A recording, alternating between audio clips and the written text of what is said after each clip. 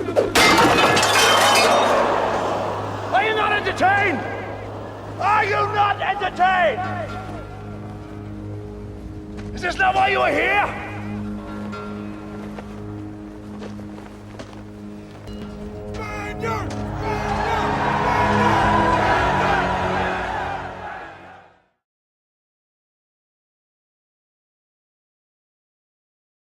If you're on the West Coast, this is noon. If you're on the East Coast of the United States of America. And I know we're all worldwide, so whatever time it is for you, good morning, good afternoon, good evening. But today is Prime Minds Day. We are back. We're here, episode 9. And we have something special, again, for everyone, for all the Champion Ascensions and Prime Eternal holders out there, and everybody that's listening. We will be talking to the one and only, the brilliant Writer Ryan here in a few minutes. But first, all 5 of us are back together. The boy band is back together. Maybe we'll start a reunion tour. We're 5 deep today. Prime Minds, we're all together. How's everybody doing? And everyone good? You feeling good? Yeah, this is Vita. Sorry, every time you call us. Am I on mute? No, we can hear you. We're just letting you sit in silence. You call us a boy band, and every time I laugh. So I'm. This is Vita. I'm feeling good. I'm excited about what's to come, man. We had some pretty exciting drop this week. We've got stuff to talk about. We're talking about the master of lore himself. Like it's gonna be awesome, dude. Let's get it. Hell yeah. Yeah, since there's 5 of us, man, and I've not seen anybody. We don't even know what each other looks like. But I'd imagine y'all are all handsome. So maybe we can do something like that. I don't know. I can't sing, though. How's everyone else feeling? Gonzaga, what's up? How you doing this Saturday? Hey, pretty good. I don't know about the handsome bit, but yeah, I'm doing good. Said that? I'm super happy about the video that was dropped. I don't even know how many times I've watched it, and scrolled back and forth and try to look at every little thing and see if I can find something that they accidentally leaked. But yeah, doing good. And one thing real quick, I wanted to publicly apologize to Crypto Bobby, and all that went down. But yeah, doing good. We're all good, man. We're in this together. I think we're all good. It's all love. It's nothing but love here at CA. Z Mac, and you're back, man. You left us last week. I think you got rejuvenated. You had a little trip through the woods. How you feeling today? Wonderful, man. It's like a whole new world out here. No, and I think if we were to be a boy band, that Dip would be our Justin Timberlake. He'll go solo and leave us. I already know it. Oh no, he can get the Grammys. I have a feeling he's the prettiest one that all the ladies would love. Oh yeah, Dip, you're the draw. No. It's been a good week so far. I got some good stuff going on in my personal life that I'm looking forward to. I've got nothing but hope going forward, and excited to get on and talk with you boys today about some Jam City and some champions. That's what we do. Dip, last but not least, man, how you feeling Saturday morning?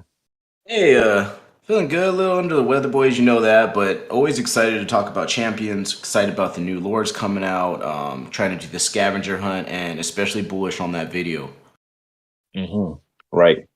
All right, let's get to it, man. We in a little bit, we're going to have Ryan join us, man, but there's always something going on. Every week, something new happens. Top of the mind right now, I think people still talking about this bloodbath in the overall crypto market. I'm looking at that. I think all of us, whether we like it or not, have some sort of stake in crypto. That's our way to get into this game, to get into NFTs. But looking at Champions Ascension, we're not to the moon yet, which is fine. But the floor is looking healthy. Other projects went, just straight up dead. Other projects are gone forever. Some NFTs, and some people have been saying NFTs are over. It was a fad, X, Y, and Z. I think if we're here for listening to this, if we're doing this podcast, we don't think that's we don't think that's accurate. Actually, I think that NFTs are the future. We're just still in the beginning. But Champions Ascension is looking okay. Dip, maybe you're the perfect person to talk a little bit about this. What are you thinking about our NFT project over here with the CA?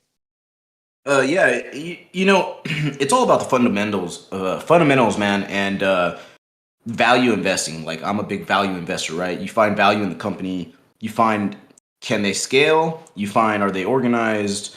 Have they had experience in doing this type of thing before, which is gaming? So especially in this market, right? There's a lot of bad catalysts right there out there right now with the Fed rates going up, with the war going on, right? So those are just a lot of negative catalysts that are really bad for the market. So if you're going to get into anything, you have to get into a company that has the right fundamentals, and that's why I think Champions is, it's not tanking like others, to be honest. Because people know the fundamentals are there. Right. Who else has some thoughts on overall market, our NFT, our floor price? What you guys thinking? I think the overall market itself is definitely, garbage right now. But looking at the markets this morning, everything seems to be slightly up a little bit. I don't know if it's the weekend sentiment. People are excited about coming into the weekend. It is the fact that spring seems to be in full bloom, plenty of places around the country, or there's just some unknown info out there that hasn't reached the masses yet. But it seems like people think we may have reached a bottom for now, but I highly doubt it.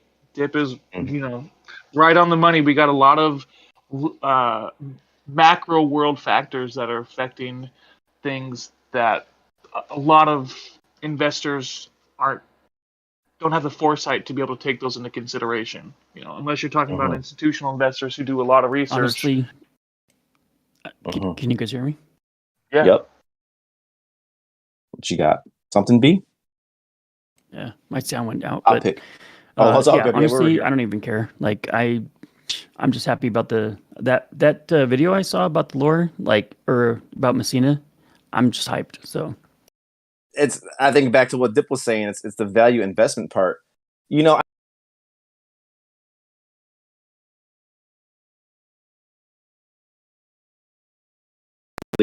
Adopt over company. If there wasn't anything like Web3 or anything like the blockchain, Jamsey would have never said, "Hey, why don't you all, a group of you unknown random people, come in and invest in this project we have coming up?" But it allows us a way to support something early, to become an early adopter of a project that we believe in. And if crypto and blockchain is the way there, I'm all for it. I'm just like Dip, just like I think all of us, we see the value in this company. We see the products it has put out before, and we just believe in the future and in this project, and we're here. So just like Gonzaga said, just like Dip said, just like everybody was saying, the overall market to me doesn't really mean a lot when it comes to this project. All right, we also have something special coming up, the NFT NYC, and I seen that Champions Ascension Discord put a little a request to go and vote for CA, to vote for Jam City as top NFT companies, NFT gaming.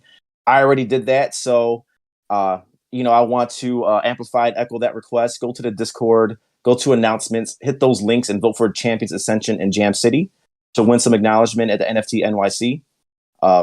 I like that this is sort of a hidden gem. It's still sort of a secret. Something strange about way my mechanics and my psychology works. I like knowing something that other people don't know. But I know there's a lot of you that wants, and I'm sure, of course, Champions Ascension Jam City wants the acknowledgement, wants to get out there a little bit more, wants to see the floor rise. But I'm digging a small floor still. Maybe I can accumulate some more. What y'all think? And I don't want to stay here too long, but what y'all think about NFT NYC? Is that something cool? What do you think overall about some of these conferences? I think it's great for connecting. I think it's great for building relationships, especially in such a young market that the NFT is in right now, right? Still in the early stages. So, yeah, it's great for connecting, man. It's great to get out there and see what other companies doing, and also to learn.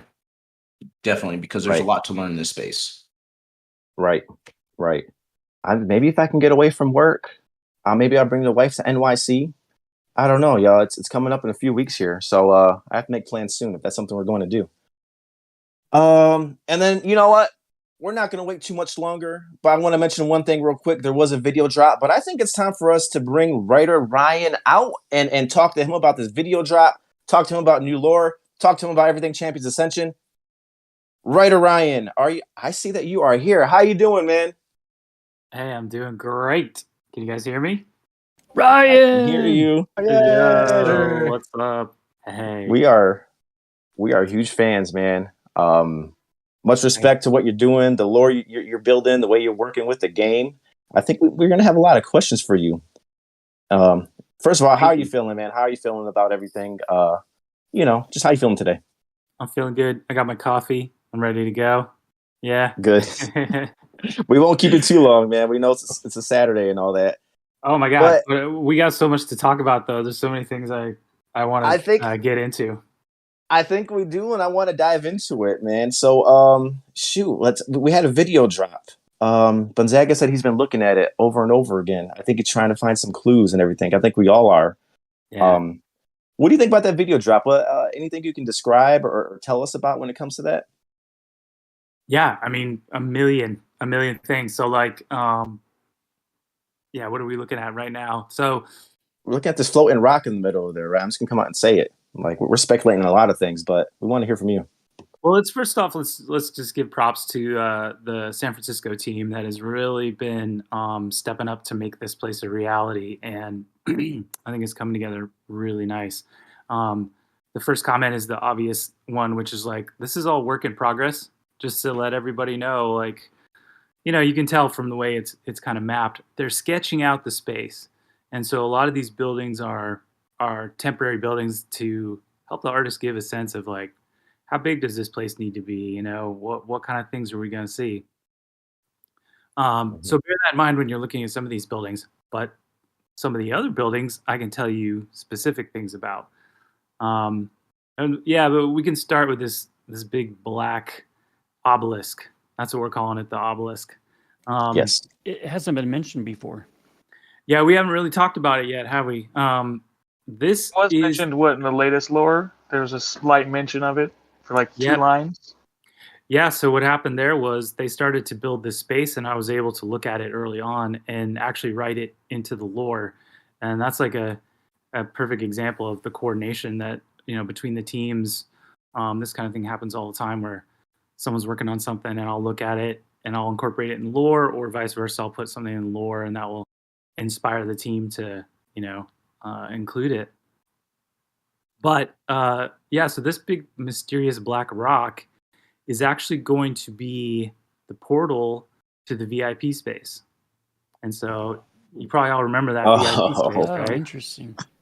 Yeah, the moon room. Exactly. Dip said that was a portal. The day it came out, we got on a call, and Dip said that's a fucking portal. Yeah. Did you want to call that out? Yeah. Called it. Yeah. That's going to take us to the moon?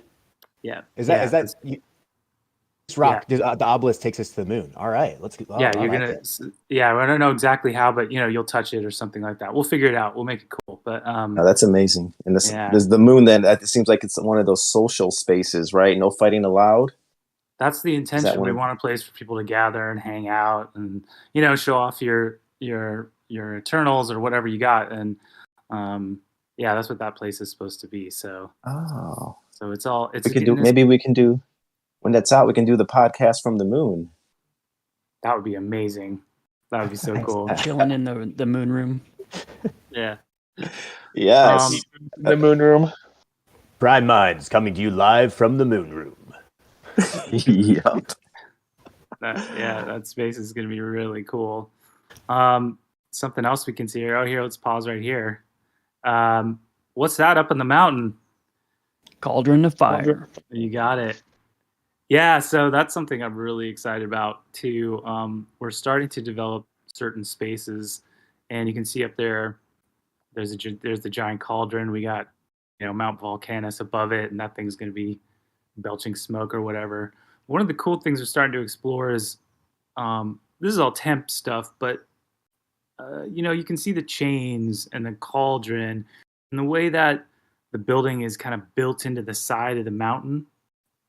And that's all coming out of coordination with the lore too. And so if you read Eye of the Beholder, you'll start to see like, oh yeah, this Cauldron of Fire is kind of built in the side of the mountain, and it comes in and out. And so you'll have these battlements that are outside, and then tunnels that go in and come in and out.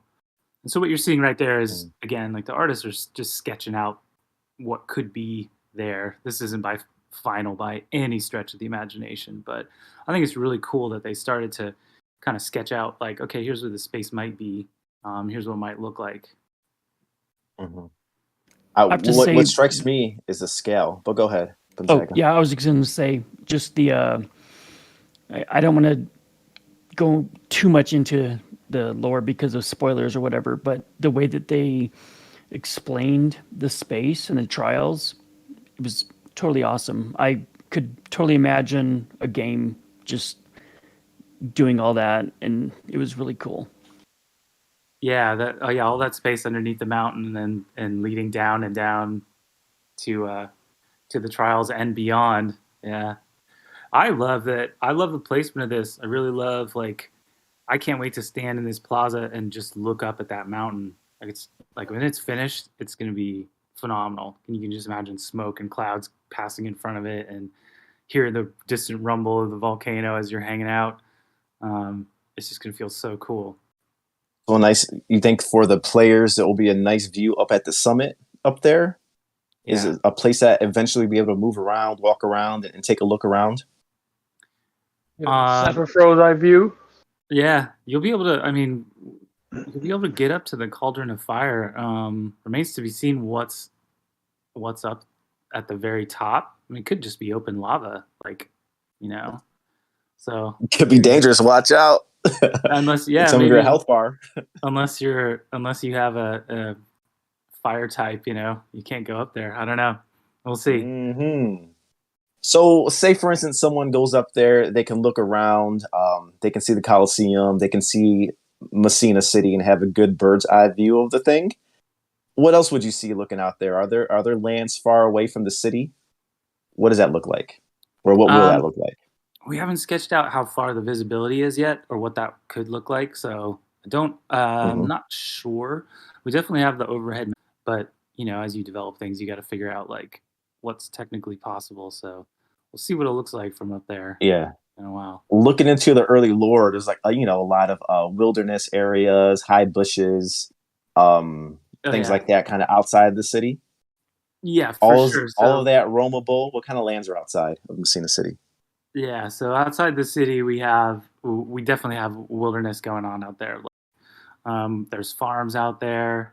There's, the cerulean wastes we've talked about, the Villabru Mountains, the land of the Mountain King, Southern Savannah, island of Navia we just brought in. So our plan is to have all these explorable spaces, and obviously you can take your champions out there and have adventures and stuff. So we're gonna have a quest system, so you can go out there and earn what you need to earn, or establish a farm, or establish even a city eventually, which would be really awesome if there was a bunch of little community cities that were popping up. Mm-hmm. Sorry, the video locked up my computer, just so people watching knows what's going on. It's a still shot, so I'm sure they'll catch up. Let me throw one more question here, but I'm sure the pry minds. Oh, go ahead. Ryan's talking about having all these locations and things to do for quest-wise and stuff. Talking about quests, are you going to be including the lore in type quests? Is there going to be an actual story background so we can learn more about the characters, or any kind of lore that you're developing included in these quests, so it's not just one of those things where it's go farm 100 wheat, or simple quests like that? Are there going to be more involved things that you and the lore team are going to be adding to the game? Oh yeah, definitely. I don't think I could work on a game if we didn't have some kind of lore in the quests and some kind of cool story to draw you through. I'm never happy with just get 10 of these items. I'm give me some story to go with it. So we'll make sure that happens. We're going to have NPCs. We're starting to develop NPCs with personalities and backstories, and some of them will be quest givers. And so some of them will have, stories that let you know about them, or could reveal stories about the backstories of the houses and all that. So yeah, rest assured, there's going to be cool stories to follow as you do the quest. Oh, so stop right here. So this big building over on the right with the kind of flanged roofs, That's a place you've heard quite a bit about. That's the Sleeping Carcadon. And the plan is, yeah, players are going to be got the blueprints. We have the leak for those. Yeah, so you'll be able to enter in there, and I don't know how much we've talked about what you can do in there, but several mini games have been planned, and there's a mini game for this outside area too. So when you get in here, there will be plenty to do, and you can go in and out of the Sleeping Carcadon. You can socialize in there. We have different spaces that have different utilities within the Sleeping Carcadon, so that should be super awesome. That is nice. So Ryan, quick question. What's the overall plan? What shape will the world be in when the gates open to the theme park? Well, in terms of the lore, there's a couple things I definitely want to cover. So I want to get all the houses introduced. We haven't covered all the houses. We've done the big three, we've done the fire, but I want to get the water, air, and mountain done. And so you'll know a lot more about the various houses. Go into the city, you'll know, kind of the backstories of the houses that you're pledging to. I also want to do proper introduction for all the races so far. We haven't really got into like the Grondels and the Ilgra. We haven't talked too much about where the Ceres and the Vitra are from and why, what it's like to be a dragonkind. I definitely want to have a political system in place so that people can start to understand if there's voting on world events, like how they interact with that. And then the final thing is I want to have a kind of a forever story that people can react to. So right now, the lore is all about things that are really in flux. When you come into the world, that will still happen. There will still be things that are going to be going on every day, every week, every month. But I also want an overall kind of sense of like where the story is. I don't want to talk about I'm trying to hint without saying what it is. But basically, it's for anybody on any given day. You can come in and kind of know what you need to do, even if you're not following the lore. You can just kind of know your way around, I guess. You're talking a lot. So you're the writer, Ryan. You're the writer. It seems like you're the chief of the lore. Sounds like when some folks might have ideas, and there's a lot of creative people on the team. We've interviewed a few of them, but we're wondering, and I think we've asked this question to Ice Toad. We've asked this question to Chris Massina, and what did I say his name? Johnny Massina. Johnny. Oh boy. Yeah. I knew it was a C. And I'm wondering, and then we had a Chris on here too. But I'm wondering how do you all work together? And does the lore start with you, then a game gets developed? Did the developer say, "Oh, we can't do this in the lore because we can't develop that. It doesn't make sense for the video game"? How does that work process go? If you can explain some of that. Yeah, sure. So it does take a lot of coordination, right? Because you have the tokenomics side, you got Zero Cool and the brilliant minds in Toronto. They're thinking about like the specifics of the game design. Then we have sort of the art and design side, the combat team, like all these different teams. And basically we have a giant Slack channel, and the Slack channel is divided up into kind of disciplines, and we talk a lot. And early on talked a whole lot with, Zero Cool and that team, Tom Tang, all those people, about kind of the basics of like stuff like breeding and stuff like burning and some of the basics of like how the game needed to work. And then they would have that idea and then kind of come to the lore and say, what can we develop to create a fiction around this that makes sense? And I'm definitely the face of the lore, but I can tell you, Johnny comes up with stuff. Ice Toad comes up with stuff. The other team members, you've seen them, Troy, Kim, like they're writing, but they're also helping to contribute to where the writing touches the game design. And it can go back and forth too, because some of the lore then informs like what you're seeing right here, the art team and I have been talking a lot, like once or twice a week, about hey, what kind of buildings and what architecture would they have? And they're asking questions about level of technology, which is something kind of weird about Massina. Is like it sort of is medieval and it's sort of Roman, but it's also got high tech things going on. So it takes a lot of coordination to come up with something that feels right. So we have basically it all comes down to this giant Slack channel, and we have a lot of meetings, and we get together and go, so what is this? And we talk through it and figure it out. That seems so fun. It's a lot of communication. Yeah, I mean, it kind of reminds me of the Discord a little bit. People jumping in and out. It's something we've commented on. Like, it seems like kind of everybody you work with is a writer of some regard, right? A lot of the names you've mentioned we've seen in the lore. But just for you specifically, do you have any, literary heroes or places where you draw inspiration from when you approach stories? Yeah, man, my bookshelves are full of like influences, like obviously like Tolkien, right? J.R.R. Tolkien, Lord of the Rings, the Game of Thrones, G.R.R. Martin. He's amazing, and he really brought like that shades of gray, complicated characters thing, which I love. And if you know my stories, you'll know that my characters tend to be like very conflicted. But also I read people like Raymond Chandler, who used to do the Philip Marlowe novels, Hard-Boiled Detectives of the 50s, and old poems. I have like 10 translations of Beowulf on my shelf right now, on the Green Knight, Gawain and the Green Knight. So I kind of tap into all that stuff when I come to write. Oh, nice. Great stuff. Yeah, I added a quick question about, going back to the whole back and forth between lore and development.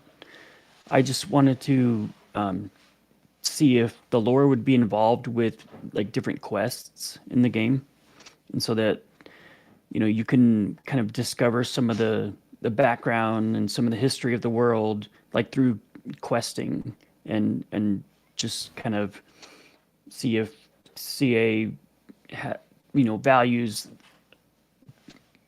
interesting quests and stories.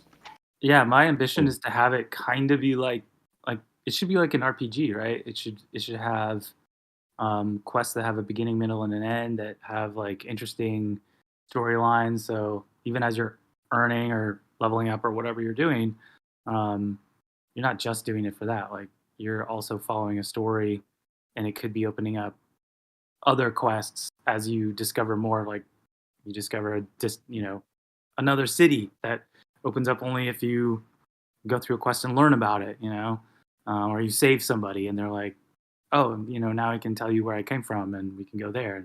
And that's my ambition for this, is to really feel like an RPG, which is, that's cool. Yeah, something I've been into. So you can, that's actually a pretty cool idea. So you can unlock access to places through quests and through the storyline. That's pretty cool.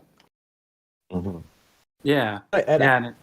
Go for it. Yeah. Sorry, I didn't mean to cut you off. But I'm also curious, like, does writing for a blockchain game, has that changed any of the way that you're able to approach some of that, like unlocking things, or the way that you're able to roll out lore and quest lines? Does that have any impact? Oh yeah. It's had so much impact. Like, I can't even tell you how different it is in a cool way. I've been really enjoying it. It's so different to start with a community and build the game from there. To be even having this conversation with you right now, I've never had that privilege or opportunity in like 20 years or 25 years I've been working in games, like, to talk to the community of players, and in this case investors, before we develop. So even hearing from you, like, oh, we're really interested in quests that have like stories, that puts that as a priority. Something I was going to do anyway, but it's a good example of like, you care about it, I care about it. It's really good to hear from you. And developing the lore is the same way. So putting lore out there and seeing what people respond to kind of helps us tweak, like, oh, what stories are popular, what people want to hear about. I got some feedback from the community about, hey man, where's our Grendel story at? And I thought, of course, like we got to do that. And so things like that are like, I think blockchain is the only place you can really work that way. And it's brand new. It's brand new, and it's really cool. And it's cool that we have no rules, and we can have a chat like this on the weekend, and like no one's, my corporate, overlords aren't coming down. In fact, they want us to interact. So it's so cool. It's so like freeing. It's so cool. It's our pleasure. It's our pleasure to talk to a lot of brilliant people, right? Especially you. And I'm getting an echo right now. All right. So also, this is a question. I'm always fascinated about writers and the writing process, right? It just seems like something tough to do. Everybody has ideas. Everybody likes stories, but to actually sit down and write things out. I'm getting an echo again. Sorry, that was me. Sorry. No. I'm messing with settings. Sorry about that. Speak about your writing process, Ryan. Like and I know we just asked you about what your muse and inspirations are, but when it actually comes to pumping these stories out, what does your process look like? Do you have to be very disciplined? Do you wait for inspiration to strike you? What does your actual writing process look like? Yeah, it's a ton of procrastination followed by maniacal typing at the last minute. This is basically how I do it. I think that's everything. Yeah, exactly. Central school play feeling that's right there. Yeah. Yeah, but I will grabbing say, for the test. That's how we get ready for these podcasts too. That's exactly what we do. I think about. I usually start with the characters, and I'm only lying a little bit, but like I will bounce around the characters in my head for a while before I figure out like what's the story. What's the story behind the story? Like with the most recent season, the big story is like the emergence of a new villain. And so no matter what else is happening plot-wise, like people running here and there and getting things into Tome of War and blah, blah, blah, really knowing the story behind the story helps to like frame it all up. Like, what is this all in service of? And, for Cephafro and Paxa, it's like learning to trust, learning maybe even to love. Again, it's a story about what they're going through as characters. They're running around, they're fighting people, there's arms flying, there's, there's swords chopping, but at the end of the day, it doesn't really mean anything unless you kind of anchor it with a character. Like Johnny's story is all about coming of age, learning some hard truths about yourself or about people you care about. Mm-hmm. So that's kind of the process. Like really start with that, like what's the heart, and then layer on the things that are super awesome, the weird weapons and the strange beasts and the odd locations, like those kind of come later. Okay, so you get to know your characters. So I can see that. So if you get to know your characters, you would know what they would do. They kind of take on a life of their own. Yeah, and you want to be on like a relatable story that people kind of read and go, oh yeah, I've had a best friend that went through some shit with me or something like that, right? And then you kind of have an anchor for everybody, and you can start throwing in croc hammets and crazy stuff, right? And you won't lose anybody because they can kind of follow the heart of it. So Ryan, one of our community members, Fox 1018, wanted to ask this question. He says, do you plan on having short story books about the past, history, or other lore that can trigger maybe side quests or treasure hunts within the world of Massina? Yeah. Like that would be really cool. I think we've been talking about actually making, just reminding me, like we've talked about making that audiobook, and we have actual books that we're thinking about collecting the lore and stuff. I don't know if within the world, if that's what Fox is asking, that's kind of an interesting idea. Yeah. We got. Oh, go ahead. Go ahead. No, because we got a smart creative community, but yeah. Yeah, definitely. Reading all these lores and in the first Karkadon story, and then when you go to June and the other characters, this really reminds me, because I love it and I'm a big fan of Game of Thrones, and a bunch of stories were happening in different times in Game of Thrones, and then it was kind of like all the stories were brought together into one big event. it kind of seems like this is what's happening with these stories. Would you say that's kind of in the area you guys are going for? Like, especially with releasing the Titans and maybe, the Absolute coming into this into the scene. Yeah. You're picking up the vibe. Yeah, so that kind of forever story I was talking about, I think we're really spinning up to who our White Walkers are going to be, for lack of a better term. But the thing that everybody was jockeying for position in Game of Thrones, there was a ton of stuff going on, but in the background there's this like winter's coming, right? And so I think we're spinning up to that, and that's where I'd love to have that be known to everyone by the time the full game kind of launches, so that everybody's also got that in their head. They're not going to be White Walkers, but yeah, like that idea. Oh, so that's some of the PvE aspect then is what you're talking about. Yeah, like who are we going to be fighting against? Who's all of Massina going to be? Yeah, who's the bad guy? Who's the big bad guy? Yeah. Yeah, so we're building up to that. And I wanted to kind of start it as two reasons. Like, why I kind of wanted to start it slow and small so that people could jump on instead of trying to download, turn on the fire hose of lore. But also I didn't want to go too far with anything without making sure the community was into it. Because there's a direction you could take it that people are like, I'm not that into it. I just want to make sure every step of the way I'm kind of like, how much are people vibing on this? So that's the second reason why it hasn't just all come out yet. Working blockchain is cool like that. You can just kind of release things on a weekly basis and check in with the community and see what people are into. And I love working this way. Nice. And did we have the question? Go ahead. Leaks, right? You're dropping small leaks about potential gameplay stuff. Like started off with Elmora and the Gekkoid racing, which we've found will possibly be like a small side game in the Sleeping Carcadon, and then it got into Giotto and the Trials of Anointment, talking about the Bone Grinder, which I personally hope will be something that we can do in the Coliseum. Like, can you explain to us how you what's the process with the dev team and like figuring out what you can put in the lore that's kind of hints onto the game mechanics, and if that's something you guys do on purpose, or like is that something that's after the thought, like a happy accident, confluence of events just come together, stars align? Yeah, that's definitely on purpose, and I'm really glad when people pick up on it. Sometimes it's very subtle, sometimes not so much.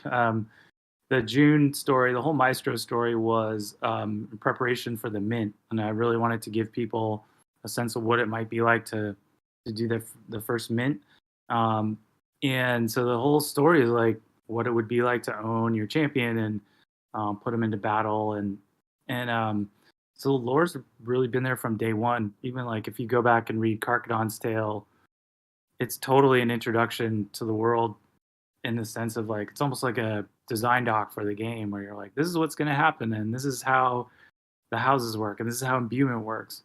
And so for season 3, one of the things I'm really excited about doing, and we haven't locked down season 3 yet, but I'm aware that the combat team is really starting to get their stuff all together. They have it kind of all laid out mechanically, what needs to happen, strategically, how it's all going to be balanced.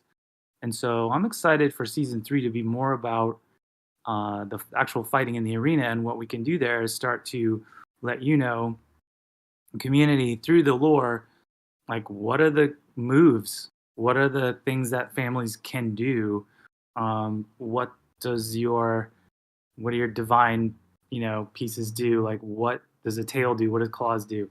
So that's a way that like lore and the game design come together really nicely. Is we can write about it, get people all hyped, but we can also kind of educate you, like here's what your champions can do, what you can expect of them, and how you might use them in battle or balance them against each other. So the lore. So real quick, the lore will be sort of a preview into what the game mechanics will do. So we gotta do our reading. Is that what you're saying? Yeah. Okay. Yeah, if you're really interested. I saw that in the trial with the Emperor and his friend. Yeah, totally. Yeah, they're having Vitus. Yeah, they're literally having an arena battle, and then somebody else caught. I can't remember who it was. I wish I could give a shout out, but some clever person caught the fact that I was referring to staking in one of the.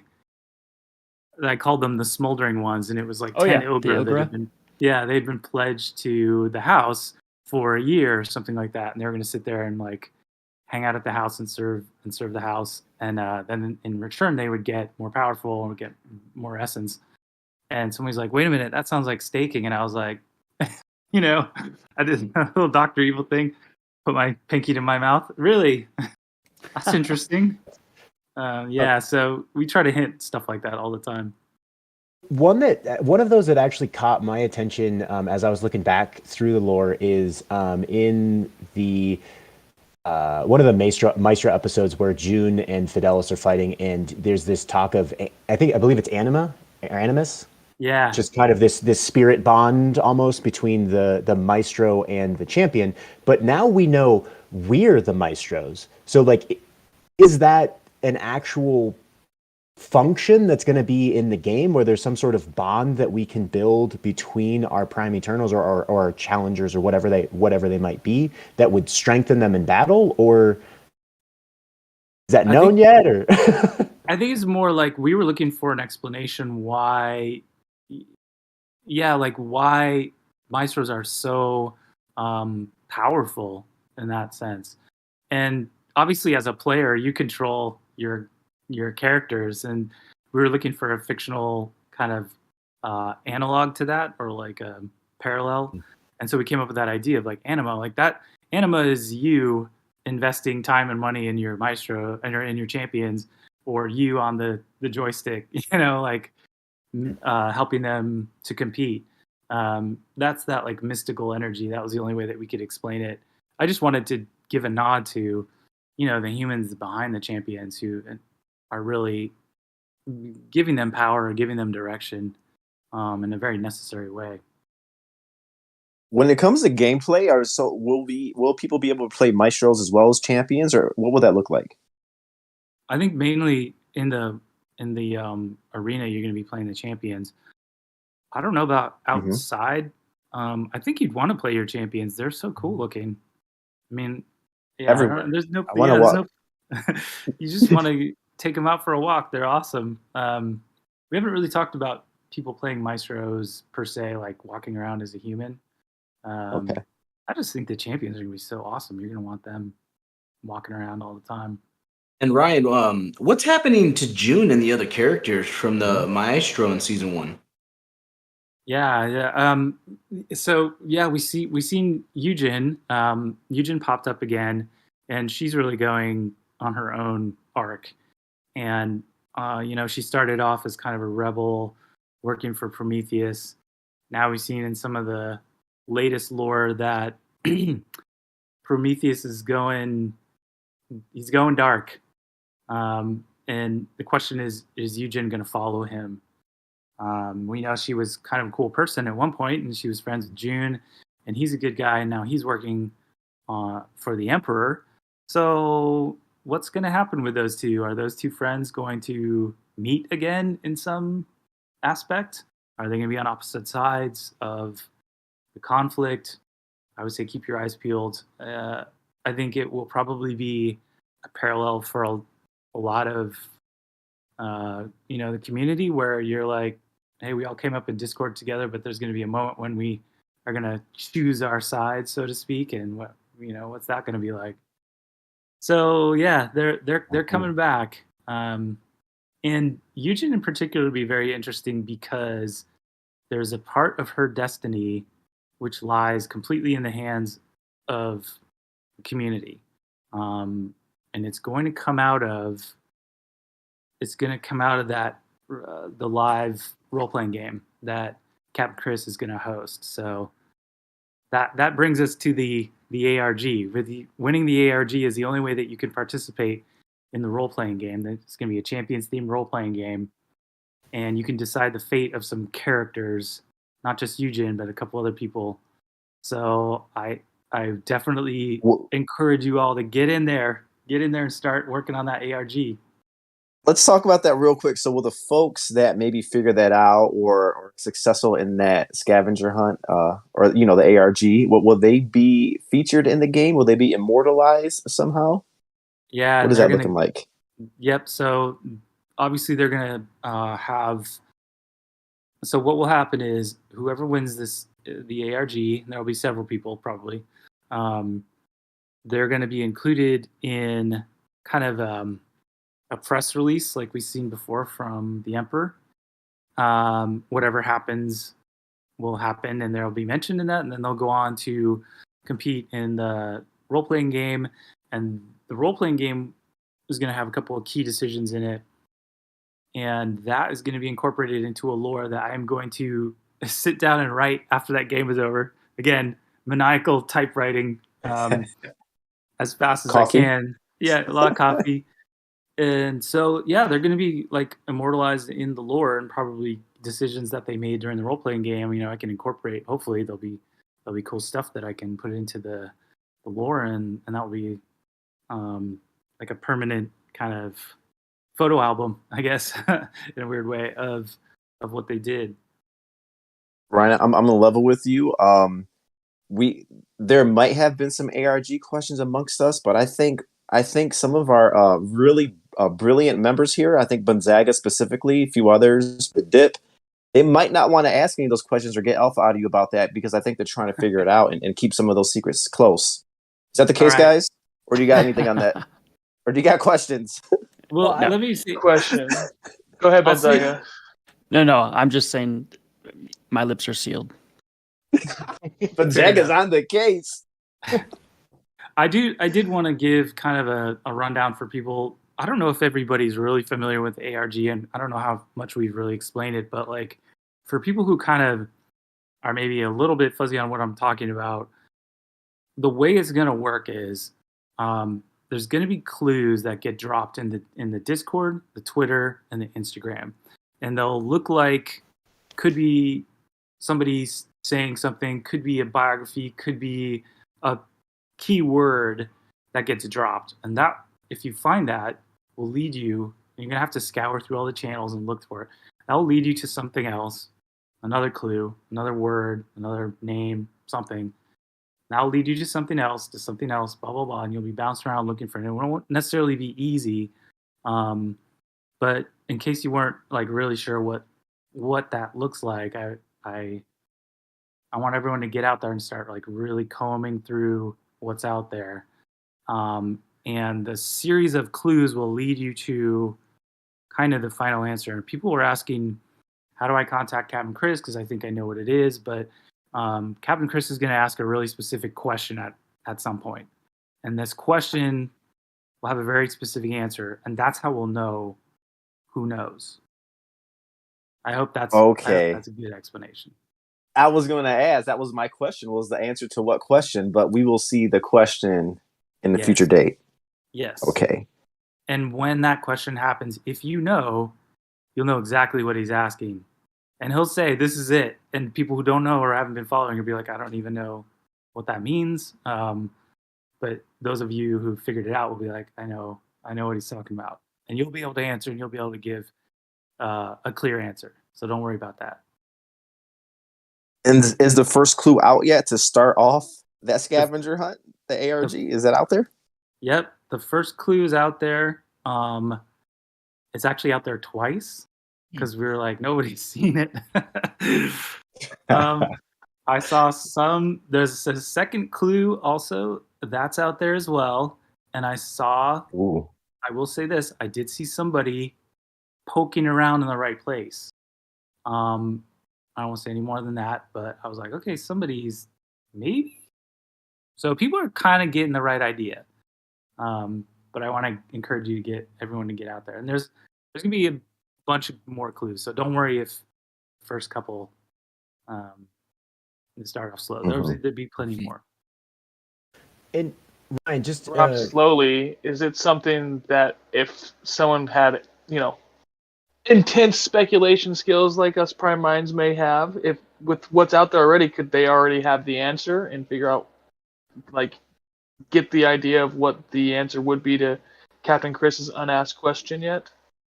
No, because it's going to be so specific. I don't want to give it away, but his question is going to ask you like for almost like a yes or no answer. Do you know what I mean? Like it's going to be, you won't be able to kind of speculate what it might be. You'll have to know it. You'll have You to have to know have it's found really it. specific. Yeah, I don't want to say any more, but it's I'm trying to think of a good like example that wouldn't spoil it too much. But yeah, it's not. You don't have to put together a theory. You have to follow a trail of clues to Find something. Yeah. I get it. And so then when the question is asked, is the first, it's, first come, first serve, the folks that reach out and answer the question first? Yeah. And then how many? Yeah, I think he's looking for about 6 winners. And depending on how that rolls out. And then I'll let him talk about more about how he's going to select people. But I think he's looking for you can represent yourself or you can represent your house. I think he said before. Chris has he has it figured out like how he wants to do it. So I'm probably getting it all wrong, but yeah. No, that's some great insight. We're loving it. And Ryan, I do have 2 questions just for you real quick. Just for those of us who don't know, because I actually just learned this like a week ago. What does ARG stand for? Yeah, it's a augmented reality game. And it came from, I mean, they've been doing these for a while. The one that I remember back in the olden days was called Majestic. And Majestic was like a game where you started on your PC, but then it would send you messages on your phone and it would like have you call phone numbers which would give you a clue, and then you follow, like the voicemail would give you a website and you go there, and then when they launched, like I think it was Halo 2, they did this massive ARG called I Love Bees, and it was like started off on this guy's like beekeeping website, and it got taken over by an AI, and the AI started dropping clues, and it was super cool. But essentially, yeah, you just follow these like weird clues all over the internet, and it would give you a website or a keyword or something or phone number. Yeah, so it kind of comes from that. But yeah, augmented reality game. I guess because it takes place in the real world. I guess because we're using Discord, Twitter, and Instagram. Sure, absolutely. And my second question is not actually related, but I am seeing on the stream here, there is a chonk cat meme being displayed. What can you tell us about cat memes and how they fit into your creative process? The cat meme. Yeah, so like a while ago when I was before Jam City, I was at Telltale, and I was the director of narrative design at Telltale. And one thing I had to do is give a lot of presentations to help talk about what is narrative design, how does it work, what is the unification between writing and gameplay. And sometimes when you're giving a presentation, it gets boring and people kind of tune out. So I throw a cat picture in there, and that became one of my philosophies, is like never go too long before you put a cat meme. And then the big fat boy was one of my favorites. I loved him because I did this thing about like risk and commitment and the gameplay tension between, when you're playing a game, you have like a risk and then you have something you want to commit to. And I just thought he was really funny because he's like trying to hop up on this table and he's like eternally halfway between. He's kind of up and kind of not. And I just always thought that was funny, like the space between, risk and commitment when you jump up on the table, but you're too fat to make it. Let's get into that. We've been all around the world with you, Ryan, just now, but I wanted to get into even something more about you as a writer. And I'm honestly fascinated about, people that can sit down and have creative minds, think things out and write them out. When did you realize that you wanted to pursue this as a career, like writing? And then when was it, how did you get to writing for games themselves? Yeah, I think I've been writing since I was like a little kid. And I remember my first story was like a really bad Star Wars story where I loved Han Solo and I loved Boba Fett. And so like I made up a character that was Han Solo's brother, but he was also a bounty hunter, you know? It was like that kind of like terrible story where like he's gonna be everything cool that I ever want to be. Um and so that was like my first like story that I remember writing. And from then I just kept writing and writing.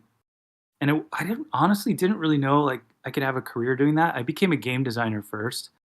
And through game design, I realized, oh, we need dialogue written or we need, lore written for the games. And that's when I kind of realized, oh, wait, like I could be that writer. And so I started doing that at LucasArts, writing for Star Wars a lot.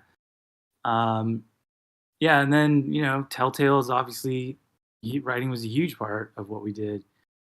And when I came to Jam City, we were just launching Harry Potter, and Harry Potter is now at the point where there's been more written for the Harry Potter game than is actually written in all of the novels that have ever been written. So we've wow. we've exceeded the word count, which is kind of cool. And now That's Champions amazing. is like a whole new avenue for what lore could be. Wow. That's got me Now you're excited building- on several different levels. Like just knowing that you were a game designer first and then a writer second. It's got me excited. Yeah, we're learning to see. something we're learning something new every time. It's like we thought Ice Toad is just a designer. We found out that he's also a writer. We thought Writer Ryan was just a writer. We found out he's also a game designer. So, go ahead. It makes me think the depth of this game is going to be amazing. Yeah, I think so too. Every time I talk to this team, we have these amazing discussions, but I also know that this crew is capable of pulling it off. Like it's not just pie in the sky because I know each one of them. I know their backgrounds. I know what they've done before.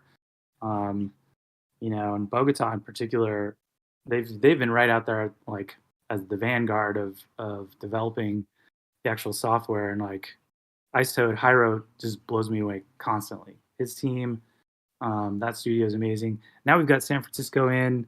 They're starting to make stuff like, and Toronto's out there working in the background diligently, putting together all the tokenomics and everything underneath. And every time I talk to Zero Cool, my brain explodes because dude's so smart. So like, I'm super stoked about where this is going.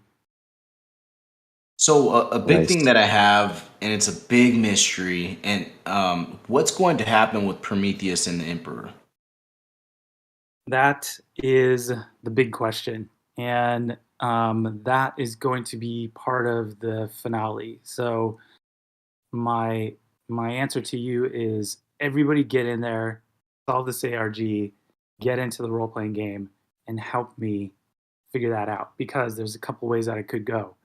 And I'm putting that in the hands of the community as one of the big lore. At Telltale we did choices and we like to branch things like that, the big choices. So if you ever played the Game of Thrones game, like the end of that was a pretty big branch. And that's something I worked on. So I want to have us have some of these big lore choices, but I want the community to help decide. So these are two major characters, Prometheus and the Emperor. They have a really interesting relationship, which if you read the latest lore, you know what I'm talking about. So yeah, help me figure out where this is going for season 3 and what you want that to look like. Nice. Okay, Ryan. There's a segment that we do. It's called Prime Time. Before we get into it, when it came to the characters themselves, were you thinking of that? Did you have a role in creating, the different families, the 12 families, the way the characters looked? How did that process come about? I think that was like 90% Ice Toad, and okay, he brought a whole bunch of those families to the table. And he and I kind of like worked on the backstories a little bit, but that was a lot of him. And to me, it really feels like he's a genius. So I love every time he comes to the table with something creative. I'm like blown away. But right, yeah. So it's really he makes my job real easy because he gives me something incredible, and then I just like run with it. Yeah, we talked to him. We picked up the genius vibes for sure. Here too today. Yeah, I think like one more question, but yeah, stick around, please. I think we have a quick question, another question. You mentioned that you wrote for LucasArts for Star Wars. You came to Jam City when you guys were doing the Harry Potter game. And you've done Game of Thrones stuff. So you've come into projects that are already developing off of, already established name brands that already have lots of other media and different revenue streams that are already incorporated into the project, right? The idea of what you're writing. Whereas Jam City now with Champions Ascension is going the opposite route, where they're starting and giving you the opportunity to develop this game and with the other team members and build from there, and just kind of going off of other revenue streams that the Prime Minds were talking about with Johnny Cass and Massina last week. Do you guys have any intentions of taking Champions Ascension outside of just the video game, like developing novels? Because I remember when I was younger, I read like Star Wars novels. Warhammer 40,000 has tons of novels out there, and they're just other ways to branch the IP outside of just the original platform. Is that something that you would be interested in doing? And if you have any ideas of Jam City's interest in that? Yeah, we're like 100% interested in that. In fact, there's some things going on right now behind the scenes that kind of point that direction. I think Champions would make an amazing set of novels. I think it would make a really cool set of graphic novels or comic books. The latest story from Johnny, some of the images that happen in that would, like, Johnny was joking, like, he was pointing in one of the scenes with the Necromancer beast, and he's like, this is the front cover, and I think it would be incredible. So yeah, and we're still working on that audiobook. I think that would be like maybe our first test of how it would feel to do something more immersive or different media. But yeah, God, we'd love to do books and graphic novels and stuff. I need like the Netflix audiobook special like Arcane did for League of Legends. Yeah, so I'm looking forward to watching. Can't wait for all that content to come out. But yeah, that would be amazing. All right, so yeah, let's pivot into the prime time. Stick around, but first, a word from our sponsor. And now for a word from our sponsor. You're a champion, and you work hard. So how do you unwind after a long day in the Coliseum? With Ville Brew cigars. Our leaf is harvested by Tarkadon farmers and cured in the warehouses of Massina for 7 years before being rolled by experts. Ville Brew cigars are favored by the winner of the Diamond Hands Fighting Expedition 2 years running. Ville Brew, when only the best will do. That was a word from Ville Brew cigars. There's a lot of nice land, a lot of nice farmland. We can grow some tobacco, so it's going to be great. And we can kick back, chill out, smoke some cigars, enjoy the scenery. So we're over here. We're in prime time now. Let's get some suggestions. What do we have? We want to give a Prime Eternal It's Time to Shine. We want to take a look, see what its strengths will be, see if there's any weaknesses, see if it can hold up in the arena. Who has a prime time suggestion for us today? What do we got? 376. Followers. Joe Dirt called out 376, so let's take a look at that one for Joe. 376. Joe, who also goes by Farley Style, for anyone who doesn't know. Well, that's Farley Style. Yeah. Farley, I think he was he has a legendary tail. There it is. Yep, That is matching a beautiful divine whisper tail right there. All right. Yep. Then. So core essence is death. We see a lot of death on these shows. So let's give death its time to shine, but let's look at some arcane life maybe next time. But anyway, I love the death. Actually, most of the ones I'm holding is death. I love the Whisperer. I think he was the first ones featured in some of the lore. And he has the matching tail there, which, we know when you match the tail and it's a divine part, that's going to make him pretty strong in the arena. I think we got some of that alpha with Ice Toad. Divine and pure. Divine and that's pure gonna be together. extra right there. But I mean, he's lots of arcane in this guy. You know what I mean? So he'll be a little bit, lots of arcane, a little bit of death, a little bit of life. He'll be a nice, well-rounded fighter, I think. The war paint is life, which is like probably a passive ability. So maybe he kind of regens health or something. Or maybe it could be a spell that protects it against maybe arcane. Bubble, yeah. Mm-hmm. And then the rare Sorfin wings, that's the arcane. I like the look of these wings. They're a little bit small and discreet. I like the look of these.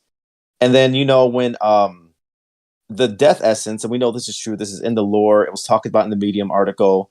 Life has sort of an advantage over the death essence, so life essence will have a little bit of the advantage. But having these arcane parts and having the rare rings and arcane parts gives it that little bit of advantage over life.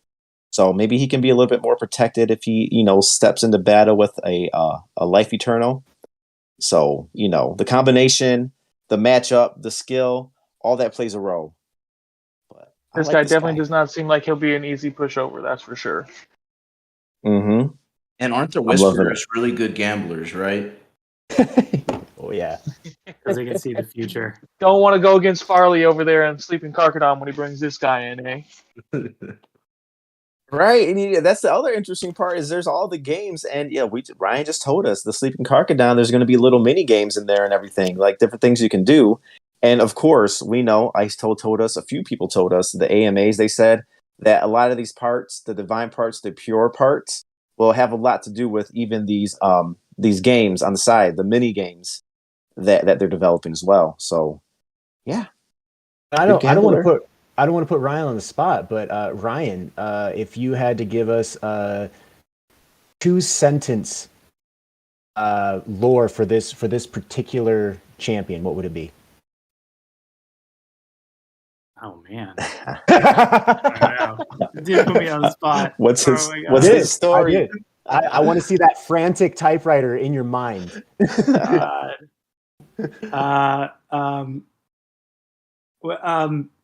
Greatest gambler at the butcher block. Everyone's jealous of him. Let's see. Something's gonna happen based on that. Is he gonna take it too far, or is he gonna ride it all the way to the top? They're jealous. You better watch his back. That's our question. Joe Dirt Farley style. Is he gonna take it too far, or will he back off? Nice. I guess Farley will be the one to know. Yeah. That answer. This is great. Yeah. So we'll do the one prime time. Everybody, every week we'll do. Well, yeah. Sometimes we do the prime time, right? But it's really cool to lift up one of these prime Eternals that folks work so hard on, and give them their time to shine in the spotlight. We're just doing one today, guys. Yep. Okay. Yep. And we had a long conversation with Writer Ryan just now. Ryan, let's round this out, man. Let's wrap it up. First of all, thanks for spending part of your Saturday with us. We love doing this. We're here because we're really big fans. Everything together, the lore, the way the game looks, how everything's working together, how you and all the developers are working together. It's amazing. We're floored. We love it. We're big supporters, as you know. So just anything you want to leave, tell to the community, let us know, or how you're feeling about the project moving forward. I love this. I love Prime Minds. I love this format. I'm kind of like, I hope that we continue to do this when the game comes out, because this kind of reminds me of like, I don't know if you guys ever watched Walking Dead, and then they had Talking Dead afterwards. Yes. Like that's kind of what this show reminds me of. Like to be able to talk about it at length and with different creatives, and then eventually it'd be really, really cool to have obviously maestros and come on and talk about their strategies. And I'm looking forward to, obviously I kind of know more about where the game is going, but like I'm kind of looking forward to where Prime Minds is going. Is Writer Ryan looking at our white paper, guys? Is he looking at our business plan right now? Reading our minds. I think that's the most hypest, like that's the most encouraging hype thing I've heard since we started the show. I appreciate that. Mac, and how you feeling? Z-Mac, and how you feeling after 1 week off? I mean, I'm definitely pumped still. I'm actually been browsing through OpenSeas, been looking about picking up another one. You know, I've got a small stable, but I want to pick another one up, and I think it might be gonna be about that time for me. So, you know, just even more bullish. And if I'm looking at spending money, I know there's other people looking at spending more money on this thing. So I can't wait and get some more alpha. Always. There's a little bit. There's a little bit of a discount on the ETH, right? So it's not bad, right? By the dip, how you feeling? Feeling great. Like, I just love how this game is so immersed into the story because really, guys, yes, gameplay does make the game, but the story makes the gameplay so much more interesting, so much more fun. And I'm just glad that Jam City has honestly some of the best talent I've ever seen in the gaming industry making this lore. And yeah, definitely bullish on this. 100%. Always bullish. Gonzaga, what do you say? Just absorbing it. I mean, to be honest, like I know a lot of people are here for the NFT side of stuff. I'm here for the game. And, you know, after talking with Ryan and just the lore, I'm just super bullish about the game. And I can't wait to play it. Such a perfect team. I'm so glad to be here. Vita G, you can take us out. What you got? All right, thank you. So of all my viewers, I just want to let you know, I did let the minds know something unexpected is about to happen. So no one knows what's about to happen but me, and I'm excited about that. But I'm just going to be real. No, don't be scared. It's going to be good. We're all going to walk through this together. We'll be okay? All right. Oh, yeah, we're going to be okay. But I will be frank. The last month in particular has been absolutely brutal for me financially and mentally. Watching, you know, prices crash and assets get ruined. Maybe impermanently, but still nonetheless. But the thing that I particularly love about Web3 is that we get to choose who we want to be in this space. We don't have to bring the trials and frustrations or the failures of Web2 or our real lives into this space. But I have, and I have let my fear kind of drive me, and I don't want to live in that, and I, especially in this space, don't want to live in that.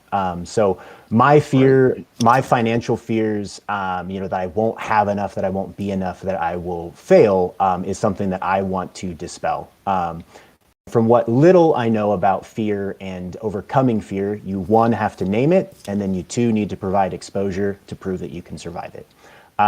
So with that in mind, I am actually going to be holding a contest for one of my Prime Eternals, number 1911.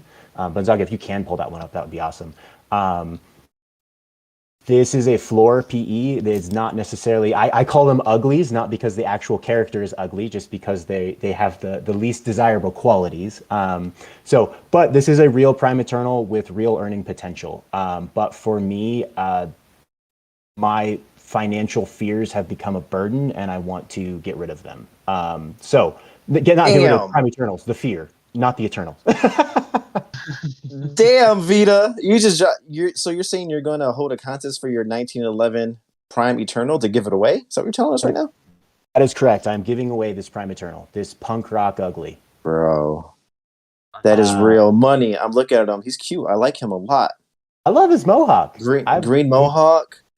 And pink nails. I mean, that's punk rock, dude. Hell yeah. I'm glad you didn't tell us this, because I probably would have tried to talk you out of it, and I think that's why you didn't say anything. That's exactly I'm like, bro, you don't have to do that. Let's send a fucking t-shirt. Like, what the hell are you doing? Jesus Christ.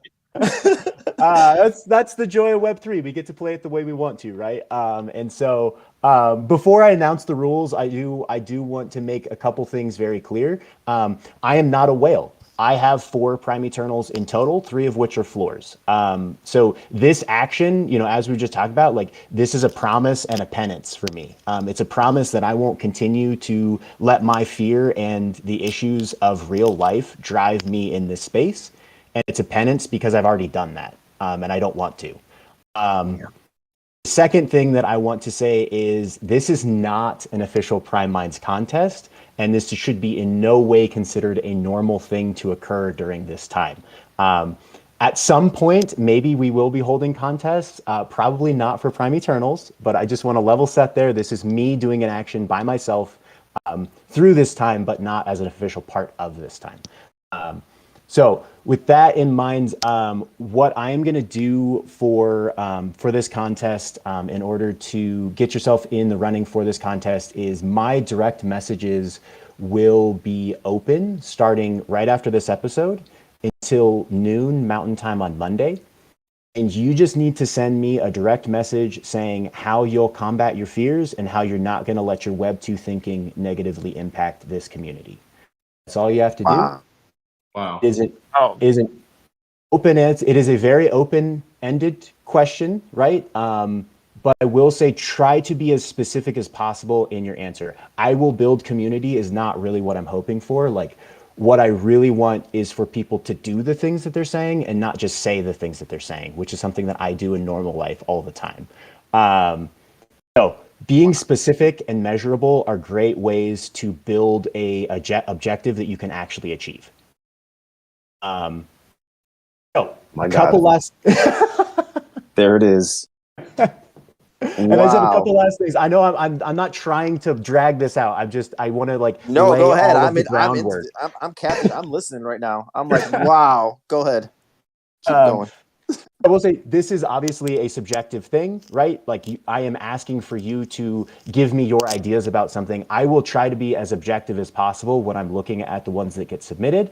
That being said, I do have some things that I will not accept. I will not accept any links or anything that I have to click on. Your answer has to be in plain text in the direct message.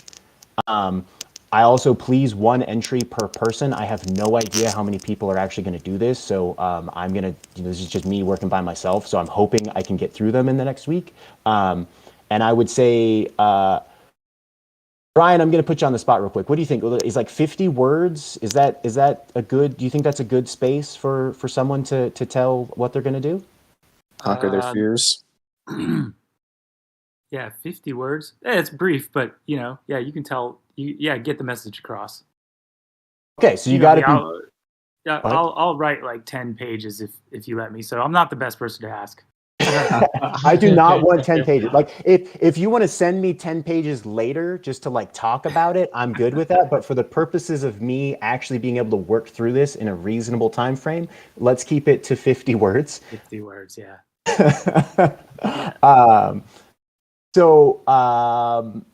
That's that. I might have some follow-up questions for you if you reach out, if you choose to jump into this contest. And one of my end goals is also to do a little bit of a thematic analysis on this and maybe have like a word cloud or something to just show like this is what our community values and these are the things that we want to move forward together on. So I'm going to stop talking. Thank you all for bearing with me. I'm stoked to announce this. Thank you all so much, as always, for joining us today, and let's build it better. That's amazing, Vita. Wow. I got a question for you, Vita. Do you want to announce this in the Discord, or do we want to have everybody link to this episode so they can get all of Ryan's info and your special little information at the end of the video? So I've tossed this back and forth a couple of times. It's a great question.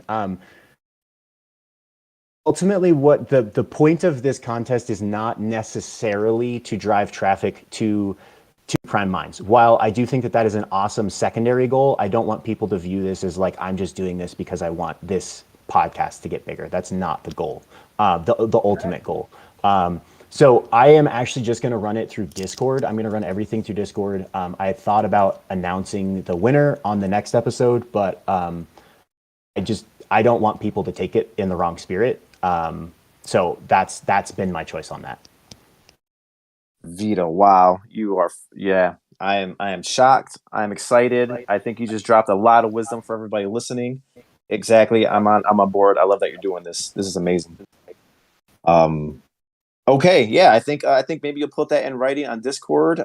Folks, if you want to look up, his name is Vita G, VITAG, in the Champions Ascension Discord. Any champion's a champion, right? A prime is a prime. This thing, when you stake it, will give you the Massina to buy land, to do a lot of the cool things, and we're bullish on this game. This is a wonderful contest. Vita, you are the man for this. Thanks for the good words. Thanks for the wisdom. Thanks for this contest. I have nothing more to say. Thanks to Ryan. Thanks to everybody listening. Thanks to the Prime Minds. I love doing it. Love being here. We will see you next week. And as you know, as always, Prime Minds think alike. We're out.